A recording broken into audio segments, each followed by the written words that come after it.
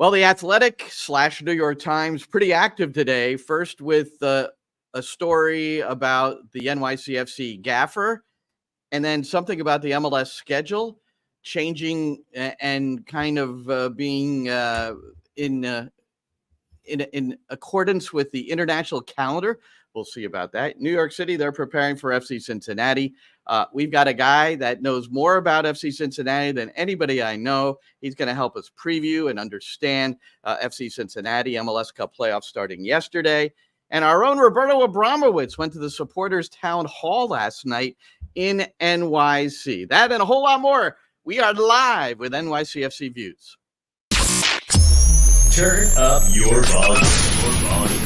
Because you're about to listen to The Sick Podcast. NYCFC Views. Collins approaches the shot, and New York City wins the first MLS Cup on their first try, and they're going crazy. Tiene tiro y gol!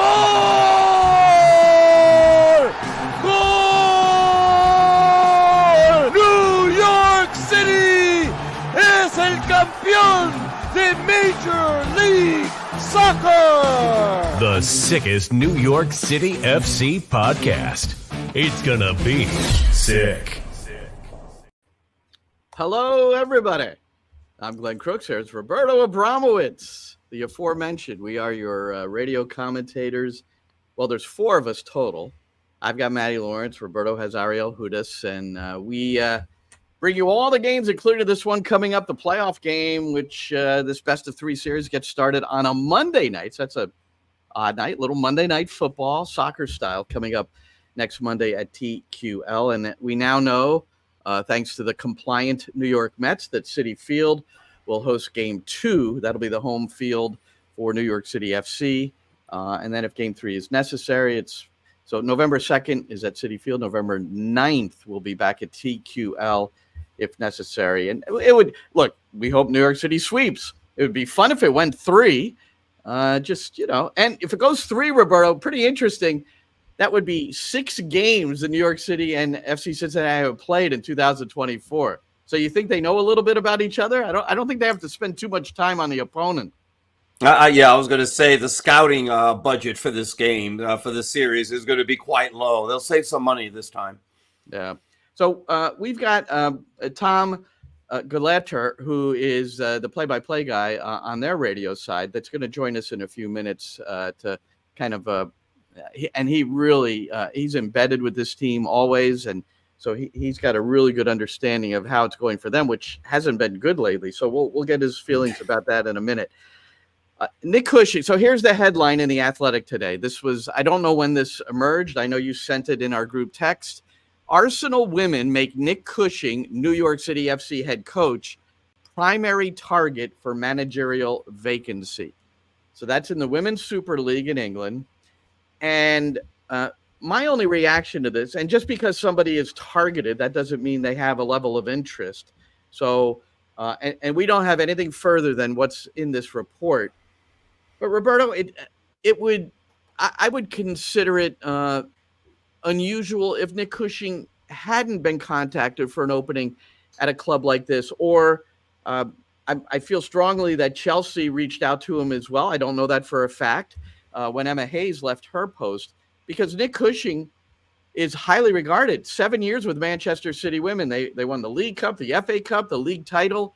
He's really, really highly regarded on the women's side of the game in England in the WSL. So you go after the best, don't you? I mean, that's what you do. He's highly regarded, period. I mean, the fact that somebody is, especially with that sort of pedigree, coming from one of the best women's leagues in the world, is targeting him in a league where they spend a lot of money on, on talent and everything else. I mean, that speaks volumes. I mean, that's very flattering. Is it going to go anywhere? We have absolutely no idea. For as close as we are to Nick, we haven't had even a chance to even off the record say, hey, what's the deal with all of this? But, for Nick, it's got to be terribly flattering. Anytime somebody offers you a job, right, especially a really good job, that's flattering, okay? So It's very nice, and it's sort of interesting to see the contrast between some of the fans and the Cushing out fans, right, that think they know it all. And, they jump on every little thing to be able to criticize him, even if it's his fault or not. And then you have possibly some of the top teams in the world saying, look, we want to get better. Here's this guy who's going to get us better. So, different levels, Glenn, different levels.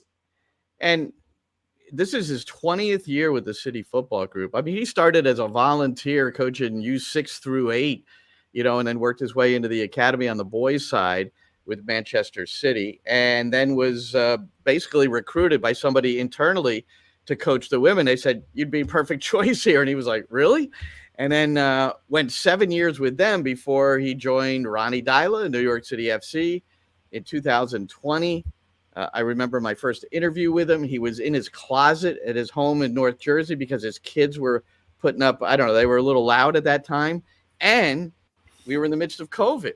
So it was a really crazy time, his entrance into the New York City Football Club with Ronnie Dyla. I mean, remember that first season was curtailed pretty quickly.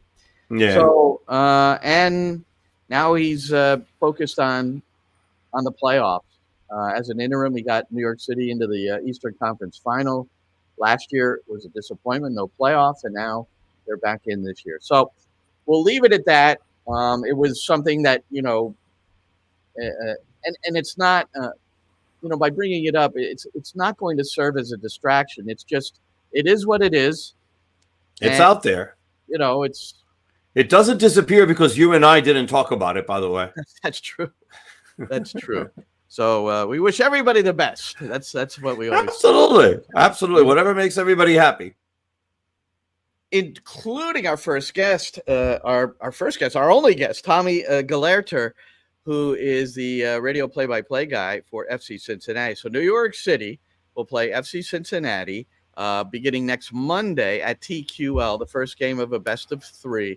So let's bring Tommy in and find out about this FC Cincinnati. Look at him! Look at him! He's got fellas.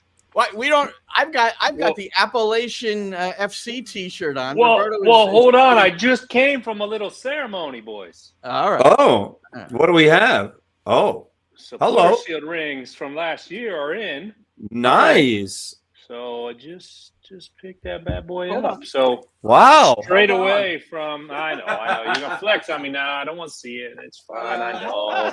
I don't know how this just happened to be here, but you might want to take a look at this. Yeah. Well, I think you may want to take a look at this. Well, I don't have mine in the. This is an MLS Cup championship ring. Yeah, you got yours, Roberto. I got mine. So. Yeah. Hopefully soon. That's fair. Fair play. 2021. But you look very good in your FC Cincinnati gear. Yeah, you look very good in your FC Cincinnati. Appreciate that. That really backfired on me. Yes, it did. Yes, it did. You didn't think we'd be ready, did you? Nope. Let's get into New York. Here's the thing. The thing that stands out about FC Cincinnati, they have been so consistent, ever since Pat Noonan took charge. And just every game, it seemed like every game just getting a little better. But this most recent streak, so the win over Philadelphia, I'm sure pretty huge in the training camp, but 4 losses previous to that. So really 4 losses in 5 going into the playoffs. So what happened there, Tom? And do you think they got some of their mojo back with what happened against Philadelphia? Yeah, I do. I do think that first and foremost, they got some of the mojo back in that Philadelphia game. It was crazy because this year, this most recent losing streak was 3. The one before that was 4. So earlier in the year, so there's been a 4-match losing streak and a 3-match losing streak this year. Before that, in the 3 years that Pat Noonan was the coach, they'd only lost consecutive games 1 time, and that was his first 2 games as head coach. They got that's incredible in the game, down in Austin, and then came home and lost on a kind of fluky handball on Jeff Cameron and a penalty kick to DC United. So that's how you're right, how consistent it had been. And the losing streak in July made a lot of sense because you just lost Matt Miazga. You had just lost Nick Hagland. You had Miles Robinson out when he had double international duty. You know, he went to Copa America, didn't play. Then he got called into the Olympic team and obviously played there. So you were missing 3 very important center backs. And then I think this most recent stretch, there was a couple little injuries. There was a couple guys missing here and there. Chidozie Awaziem, who had finally come in and got comfortable. Then he was injured and missed a few games. So I think that it's just been trying to find that rhythm. When you put all competitions into the hopper, 42 games so far this year for FC Cincinnati, Pat Noonan has run out a unique starting 11 in all 42 games. That's now, crazy. Not one back-to-back same repeat, starting 11. Not even a repeat from, say, May that played again in September. So there hasn't. How do you get 42 different combinations with MLS roster league sizes? Well, we've played 3 goalkeepers, so that not a lot, but played 3 goalkeepers, so that adds a wrinkle. The striker positions changed quite a bit. Luca Orishano's been out there in different spots. Yuya Kubo's been in different spots, so it's pretty unique. In those 3 years when FC Cincinnati wasn't very good, we saw a lot of different lineups, right? You expect that of a team that's at the bottom of the table, not towards the top. But I think that's a credit to Pat that he's been able to get these results. And I think that this team has the pieces. They just really haven't, strung the games together here in the second half of the season. But if they do, as you guys know, you can get hot pretty quickly. All right, Orishano. I wanted to ask quickly, just facetiously a little bit, I guess. Get in. Jacob Glesnes, have you guys signed him yet? Not yet. It's going to be a very interesting. I think we're very grateful. They probably gave him a lot of big hugs after the game. Oh, God, I feel for him. Yeah, I mean, if you see the wide angle of that replay, Lucho's turned his back to the ball. Lucho doesn't even see it go in. He's 15 yards away, so he has no play on it. He's not going to pressure that ball and isn't even watching. So, that was a wild scene. But hey, you don't begrudge how you find wins. No, you don't. No, that was crazy. And Glesnes says, that kind of is reflective of his season in 2024, a guy that's a former Defensive Player of the Year in MLS. Now, Orishano, I got 2 questions about Orishano because I argue with Roberto Abramowitz. Roberto has helped me often with pronunciations on the Spanish side. Now, he claims that it should be Orellano. We hear people calling him Orellano, including yourself. So I go Orishano. Pardon? I go Orishano. Orishano? But the first half of the season, I was Luca Orellano. Right. So because what I'm trying to explain to Glenn. No, but wait, but where did it? Right. How did it change? When did it change? So I brought this up because one of the Apple TV broadcasters brought it up with me, and now I've had this conversation about 4,326 times. I think they brought it up. I said, almost as many different starting lineups. Yeah. My notes say this. So I finally went to comms and I said, guys, what are we doing here? Like, we got to pick one. We're not, both are correct. I said, well, not necessarily. My last name's Gelehrter. If you call me Gelehrter, that's not necessarily also correct. So I kind of said, we gotta make a decision, right? Like, and it was funny because I was talking to our friend Dave Johnson in July. We played there on July 3rd. And I'm talking to him before the game, and he brings it up. And I said, I go Orellano. That's what's in the game notes. And he goes, not anymore. How often do you look at New York City's roster card or pronunciation guide in your game notes? You don't after the beginning of the season unless they add somebody, because you don't need to, because you call them every night. So I don't look at our pronunciation guide. I have no need to. And Dave actually pointed it out to me. So then I quickly made a mid-season switcheroo to Orishano. But you're right. There's something to go Orishano. But has anybody ever asked him? In there as well. Has anybody ever asked him? What does he say? That's the question. I'm gonna bring it up with him. Let me give you some.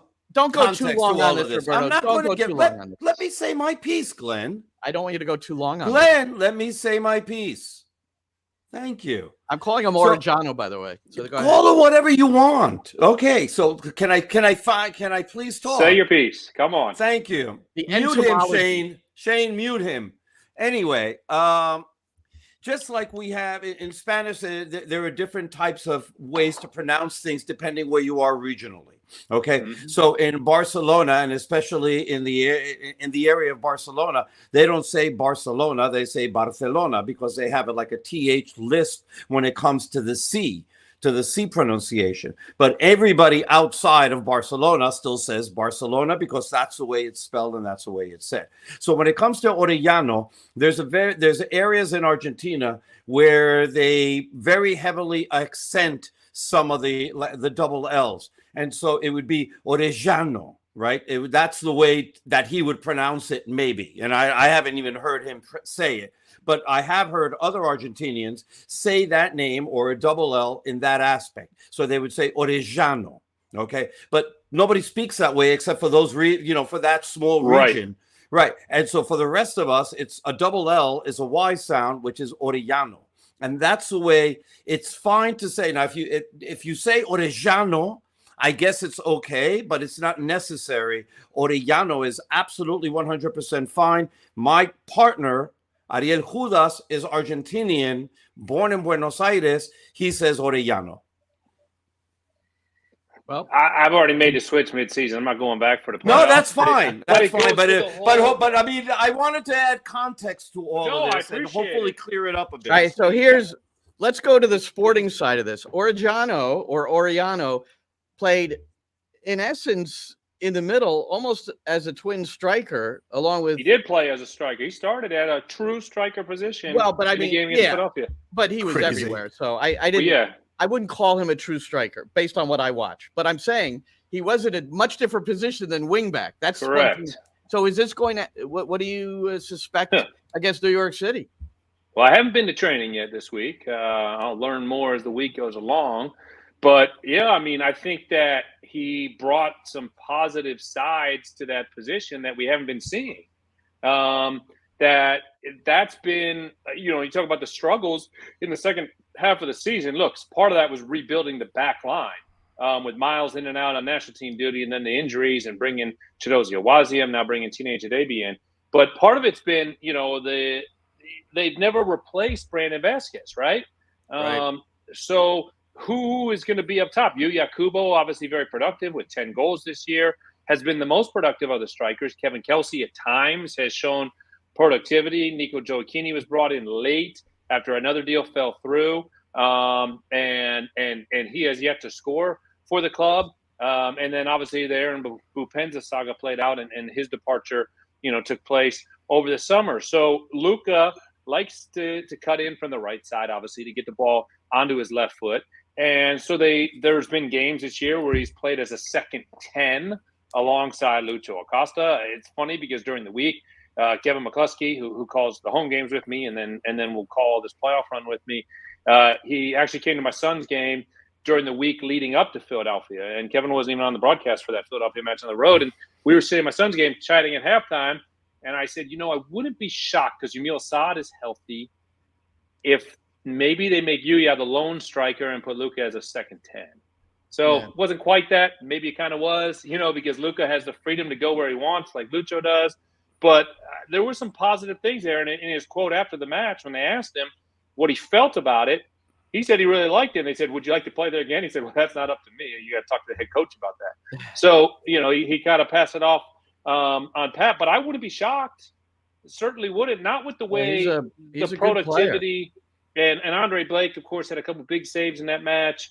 And there was a lot of positives from the club that we certainly did not see, just going back to the last time we saw you guys in that game at Red Bull Arena. So it wouldn't shock me, but yeah, he's been a workhorse. I mean, what now in the regular season? He appeared in 33 of 34 games, started 30 of them, played most of the other games in the other competitions.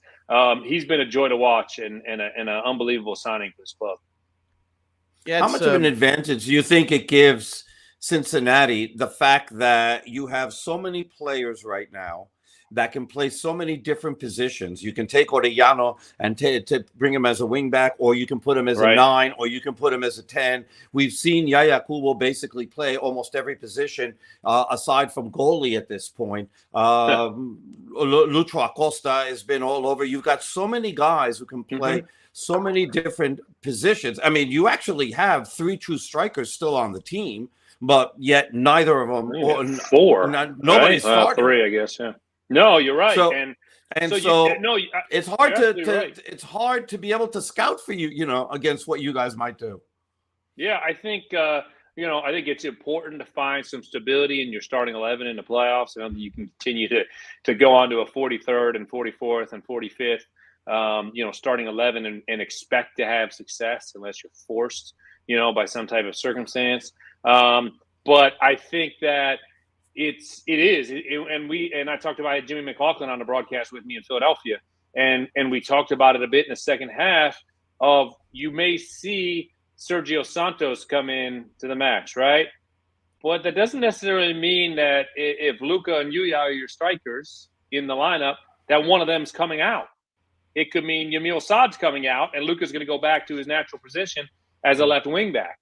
Or Pavel Buka could be coming out. Maybe something's going on there, and Yuya is going to drop into the defensive midfield, and Sergio is going to go up top with Luka. So it's a little bit of a chess match, right? You're trying to anticipate what Pat Noonan's going to do because he does have great flexibility in the way that he can move everybody around. Well, and Kubo has been a revelation. I think I had it. He scored 4 goals in his first 4 years with the club, and now has 10 this season. 10 and this year, obviously, he's in a bit of a different role at times, where he's closer to the goal than he has been in the past. But you're getting some DP quality. Not that maybe he was contributing in a mightily impressive fashion in his midfield role. No, this has definitely been his most productive year, and he took a pay cut to come back. So, Yuya's been fantastic, and he is, a class citizen and somebody who is, always, he's quiet, right? He's not a guy who makes a lot of noise or, I think he's always here. I remember asking Pat one time last year, I said, when he wasn't playing, I was like, is Yuya upset? He's like, I mean, I'm sure he is because he's a competitor and he's a professional and he wants to play. He wants to start. He's like, but you'll never see it because he's right here. Starting and scoring 10 goals and he's right here, Well, that's societal. The Japanese players, Japanese society, extremely respectful. And I think that's a major part of it. I really do. Yep, I agree. Let me ask you this. I want to hear your perspective about what you think of New York City. It's sort of almost like the counter scouting per se. So when you're getting ready for New York City and you speak to Pat Noonan about the team, what do you guys normally talk about, and what do you prepare for the most? I think, and I think Pat echoes these sentiments that New York City is a really talented team in the 6th slot. I think we got a really tough matchup in who we're going head to head with. I looked at it and I kind of polled people throughout the week leading into this game against Philadelphia. Like, you can't pick your opponent. This isn't MLS Next Pro, right? You're not going to pick.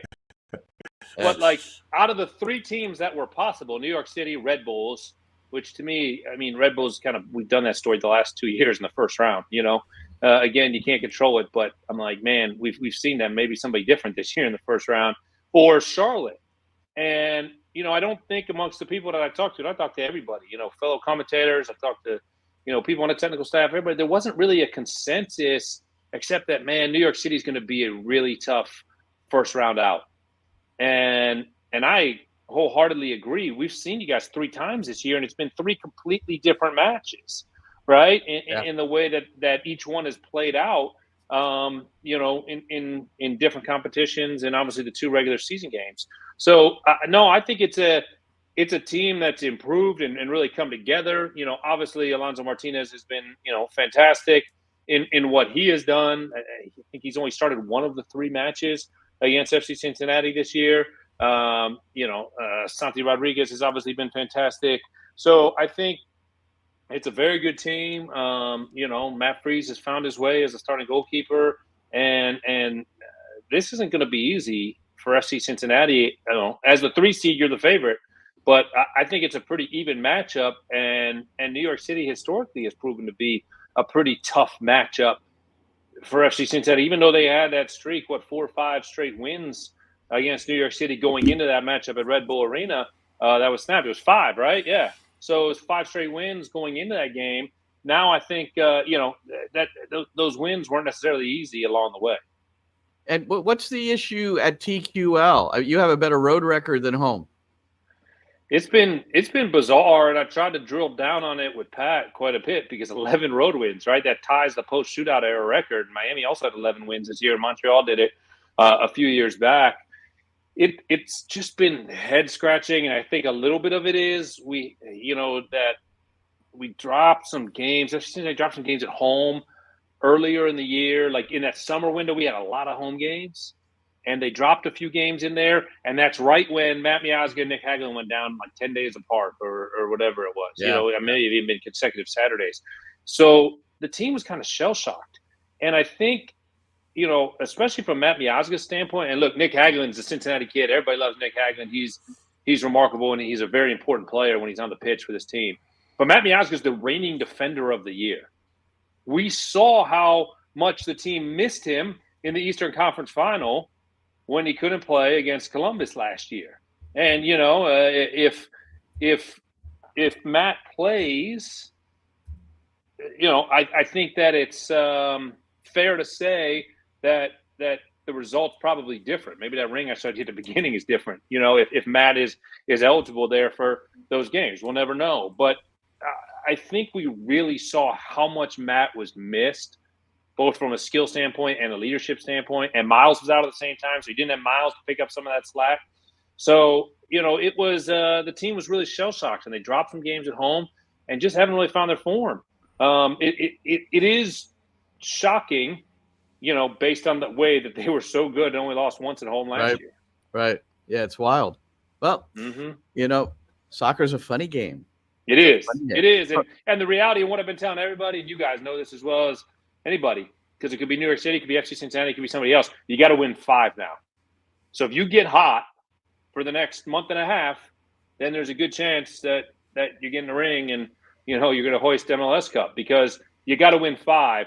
And, I saw somebody make the argument weeks ago, Supporter Shield versus MLS Cup. Blah, MLS Cup winner isn't necessarily the best team in the league. It's the best team in November and December, or, the end of October and November. There's something to that. For sure. If you get hot at the right time, and you got to rattle off 5 wins, and you got to get a little lucky, and you win a penalty kick shootout, and you eliminate somebody, it's not to say that can't be New York City or FC Cincinnati or some other team. Well, that was New York City in 2021. Yeah. I mean, they had a string of 10 games where it was just going, and then they essentially won. Well, they tied and then won their next 6 to win it all, and 2 of those were done on penalties. But they were also they played better too. They did. Tom, they were a great team for sure. Tom, we're really looking forward to coming out next Monday. I would like to go on record as saying the Cincinnati radio booths are the best because they have refrigerators stocked with stuff. Yeah. Not post-game brew, but still very good stuff. And I can work on that. I can see. I will. Catering. Mine add this, okay? I'll add this. That they have the best positioning of any press box for visiting radio, and it's not even close. We love it. It's for us. It's the best experience of any road game, of being able to call a game, because the press box, the broadcast booths there are just absolutely number one. I literally have gone to the management of New York City and I said, just take the copy of this and place it in the new stadium. Which isn't going to happen. Idea. No, but I love where your heart did. But keep fighting the good fight. That's great. We can't wait to have you guys. All right, Tommy. We'll see you soon. Thanks, man. Be good. Take care. All right, there he goes. Tommy Gelehrter. He's the radio play-by-play guy for FC Cincinnati, and looking forward to it. This is not an opponent that you fear, because New York City last year maybe overmatched. This year, absolutely not. You know, it was a wild game in Leagues Cup, but and the most recent game is a New York City win. It was at Red Bull Glenn, let me Arena. ask you this. You said that. I got to ask you this. What team would you fear based on how New York City played this year of all the teams in the playoffs? Well, the top two in the conference, Inter Miami and Columbus.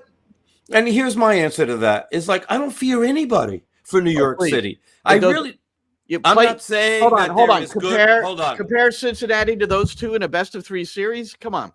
Really? Glenn, the way New York City played Inter Miami, the way that they played Columbus, okay? The way that they played FC Cincinnati this year, there's nothing to fear.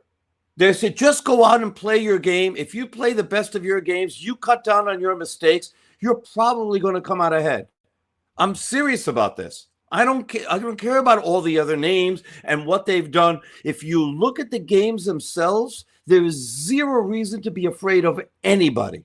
They've managed to play those games well. Even if the ones that they lost.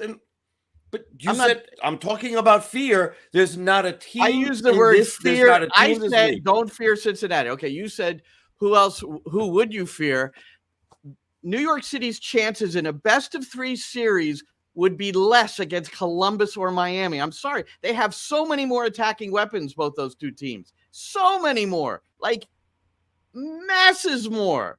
Cincinnati is not as much of a threat. And that was an anomaly, the 4 goals they scored at TQL. Right.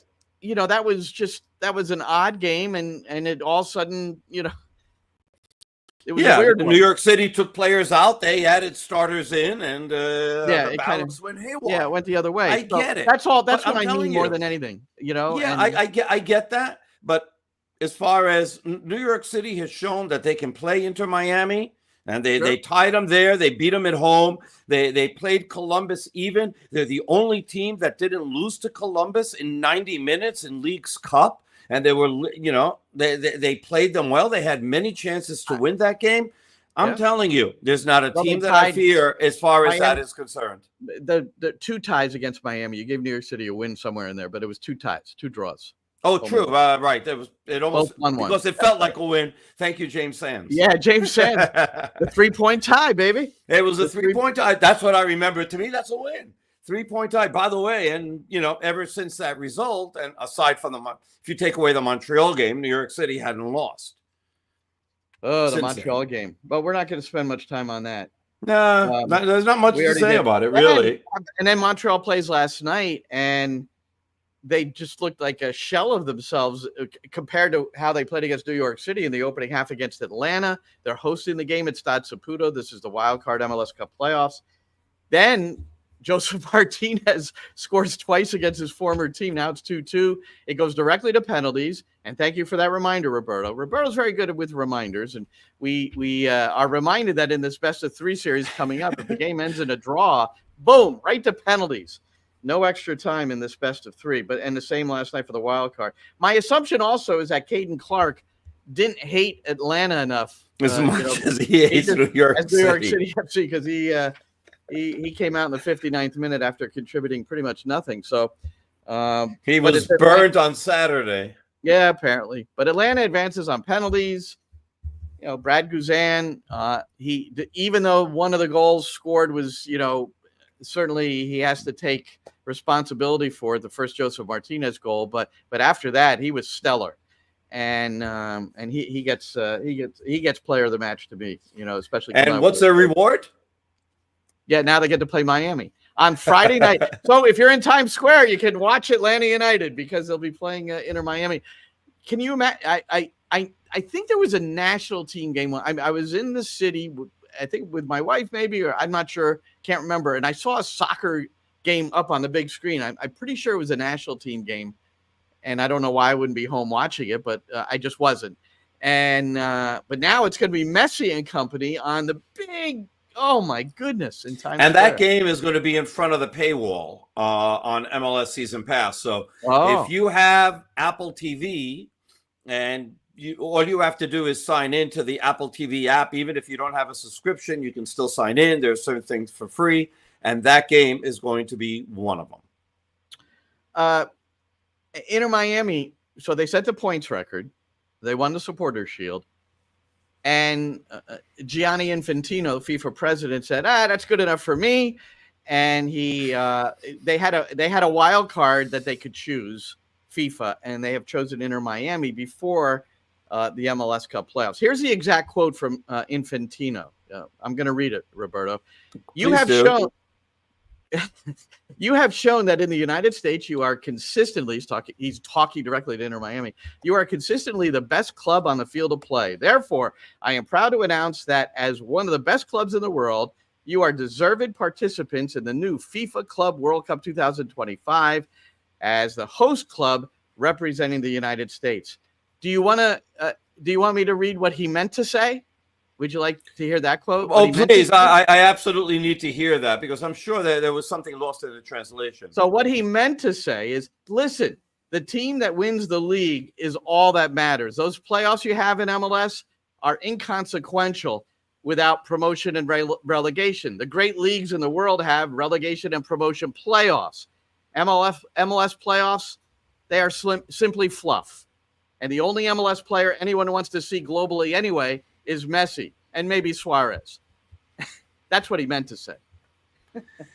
So Mexico has, I'm looking at this, Mexico has 3 teams in the competition. They've got Monterrey, they got León, they've got Pachuca. USA has 2 teams with Seattle and Inter Miami. And let me see if there's anything else. No, that's pretty much it for around here. To me, the Columbus Crew got screwed. That's my take on it. What do you think, though? Because I think they were the best team. They were the champions last year. They deserved it to be included, just like Seattle was included. The reason Seattle's there because they were champions 2 years. Well, they were but that was CONCACAF Champions League. They were champions of. Yeah.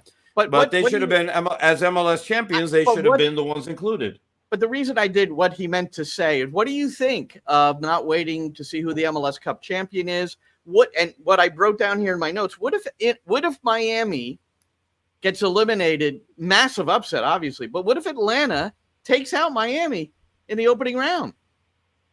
But they don't care. They wanted Messi in the tournament. Okay, well that's my point.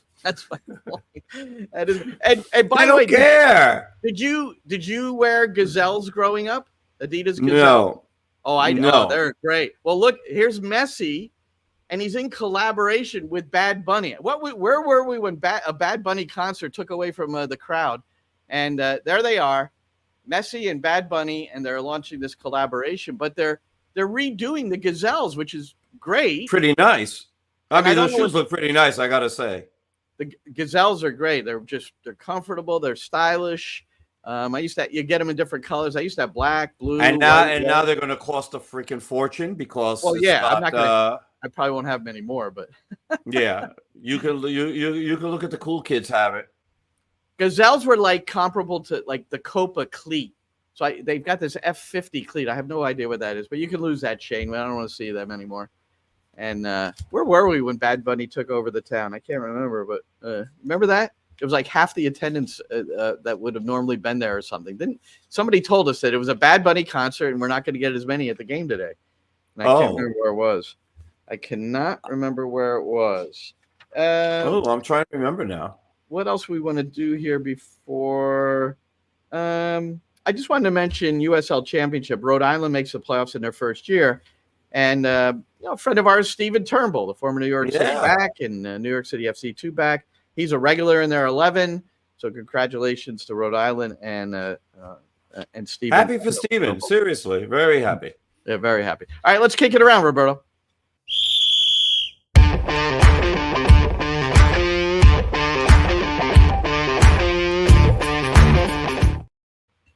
Okay, the direct quote from Roberto Abramowitz on our group text was, "I hate it." And what he was responding to was a Paul Tedorio article in The Athletic. And this is in consultation with Nelson Rodriguez, who is, I don't know his exact title in MLS, but it's like director of competition. and it's about changing the MLS calendar to a fall spring. In essence, starting in August, like the rest of the world does, most of the rest of the world, starting in August, taking a break in the winter for 5 weeks, and then re-engaging in the spring, and MLS Cup in late April, early May, something like that, which would be similar to when Champions League would be played, and the end of the regular seasons in places like the Premier League and Germany and Spain and all that. So why do you hate it, Roberto? And I'm interested, really. No, there's two reasons. One, it's uncomfortable for the fans. I mean, why should they have to go out and be frozen? And I know they're going to try to work the calendar to have, maybe, have some games that are in cold weather cities that they don't play that late or start up later. You can do some things like that, but first of all, it's really inconvenient for a lot of the fans. There's going to be a lot of games where temperatures are going to be into the 20s or maybe even lower. But what months are you talking about? So in November they're going to break, and so it starts in August. You said 5 weeks, Glenn. 5 weeks is a month and a week. Okay, in January and let's see. So it's January and February actually is when it's going to be. Yeah. Yep. Okay. So right now we start January. Right now we start February 25th, 23rd, depending what it, depending. Well, if it's Friday, we know Saturday. now. Did you see they put an announcement out for San Diego FC when their opening game is, and it's February 23rd or 4th. So we do know that opening weekend in 25 is going to be February 23, 24. Right. And so, like, for instance, for New York City, normally they'd play 2 games away and then they'd come home. So now your first game at home is somewhere mid-March, and you're hoping the temperatures are somewhere in the 40s, no worse than 30s. But there's a very good chance that it could be in the 20s. It could be, and then you go further up in New England, Minnesota, Utah, Colorado, Seattle. Seattle probably be in the 40s. But I mean, and then to say nothing of Toronto, I don't think that Montreal can play in the Big O anymore in Olympic Stadium. No, not for a while. There's a huge problem there. So, yeah, I have a major problem as far as the fans are concerned. Global warming. You asked me that I had 2 problems. Global warming. It's perfect timing. It'll be fine by then. Oh, yeah, I'm sure it is. Okay, so that's what. Just because we've had 2 very good mild summers here doesn't mean that the next, mild winters, doesn't mean that the next winter is going to be a mild winter too. These things aren't just progressing. All right, so that's all right. What's point number 2? Yep. Point number 2 is that during the summer, when MLS plays between early June all the way through first week of September, aside from baseball and the WNBA, because that's there as well. Of course, NWSL is there as well. Okay, but they're not playing against the NFL. You're not playing against the NBA. You're not playing against the NHL. And so those sports take up a considerable amount of space within the calendar, especially on Saturdays. And there's competition, between all of these things. And then at some point, it was just, aside from the women's league, it was baseball and soccer, and that's all you had. And that was fine. Now we're not going to have that. We're going to be off. We're leaving it all. It's going to be all being left to baseball, and I presume to WNBA and to NWSL. Yeah, but the playoffs, which is where you're going to get the most eyes globally, is the playoffs. Period. I mean that's a fact. And you've got, let's see, Major League Baseball, the NFL, NBA, college basketball, NHL. That's all happening. So now you're going to compete. So if your playoffs are in April and May, go to April and May. Okay, so April and May. Okay, so you're going to see the end of March Madness. Okay, at the end of April, the NHL playoffs and the NBA playoffs, beginning of April actually, start and don't end until June. So you're going to be competing for eyeballs, and for space and for attention, with everything going on. I mean, look at New York City just as in general. And look at the Knicks and Rangers this year that seem to be that are going to be freaking fabulous teams. If nobody's paying attention Can you imagine if they have to compete, New York City playoffs against the Knicks and Rangers, and what they're doing? It's just, it's tough. I don't like it. And those are the two reasons why I don't like it. We don't have to be Europe. We have to stop trying to compete with Europe. Everything is competing with Europe. We're not Europe. No. Look at the sporting side of it, which is always what I do. And maybe the cold weather alters things. But the sporting side of it is if you're a sporting director, you would love this new format because it allows you to have similar windows and the ability to bring players in, the ability to move players. And the you have identical windows with most of the rest of the world, and it makes a difference. How about coaches, right? Even losing Vieira and Ronnie Dyla in the middle of the year. I mean, that would. I get that. I get that part. I don't think it outweighs, and I think it's a valid argument. I don't think it outweighs the comfort of the fans, especially. Okay, because not every stadium that we used is domed or even heated for that matter. So it's too many games in cold weather. Our cold weather in North America is much colder than it is in England. And it is in a lot of the, especially Spain or Italy, can't compete with that. It's much colder than France. It's not the same. So you can play. The U.S. men's national team proved it when they played. That was Minnesota. Horrific when they played in Minnesota. They put somebody in the hospital. The starting goalie for Honduras went to the freaking hospital in that game. What are we talking about? That was horrific. Talking by about US the game soccer. was played. No, I know that the game was played. But that was inordinate. People got hurt because of it. Yeah, but it was terrible on Berhalter in U.S. soccer. Horrific. If that's what you need to beat Honduras.